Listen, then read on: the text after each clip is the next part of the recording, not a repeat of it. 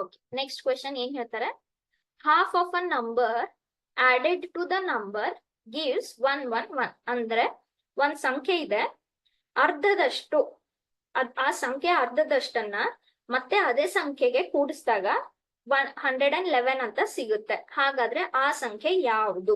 Okay, ಅರ್ಥ ಮಾಡ್ಕೊಳ್ಳಿ. ಸಂಖ್ಯೆಯ ಅರ್ಧದಷ್ಟನ್ನು ಸಂಖ್ಯೆಗೆ ಕೂಡಿಸಿದಾಗ, ಅಂದ್ರೆ ಒಂದ್ ಸಂಖ್ಯೆ ಇದೆ, ಆ ಸಂಖ್ಯೆ ಅರ್ಧದನ್ನ ಮತ್ತೆ ಆ ಸಂಖ್ಯೆಗೆನೆ ಕೂಡಿಸಿದಾಗ, ಓಕೆನಾ? ಸೊ ನಾನು let that number is X ಅಂತ ಅನ್ಕೊಂತೀನಿ.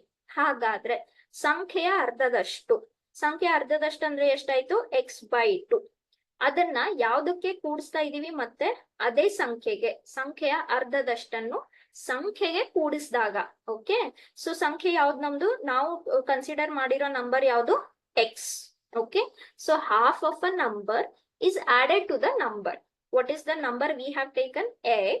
So half of that number is added to the number. Andre half of that number is added to the number. Which number? X ಅಂತಾನೆ.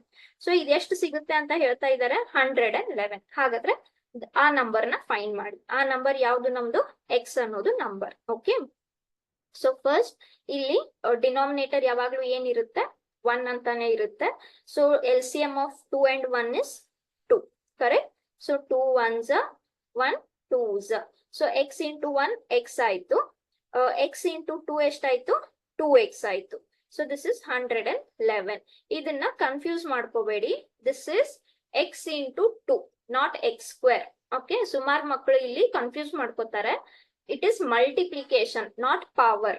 ಓಕೆ, ಸೊ x into 2 ಅಂದ್ರೆ 2x. Next x plus X ಎಷ್ಟಾಯ್ತು? 3x ಆಯ್ತು.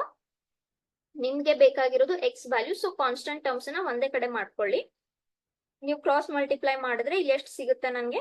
Into 2, which is 222. ಹೌದಾ? So ಇವಾಗ ಮತ್ತೆ cross multiply ಮಾಡಿದ್ರೆ divided by 3. So 3 7s 21, 3 4s 12. So what is the value of x? 74. ಆ number ಅನ್ನ ನಾವು x ಅಂತ ತಗೊಂಡಿದ್ವಿ. So the number is 74.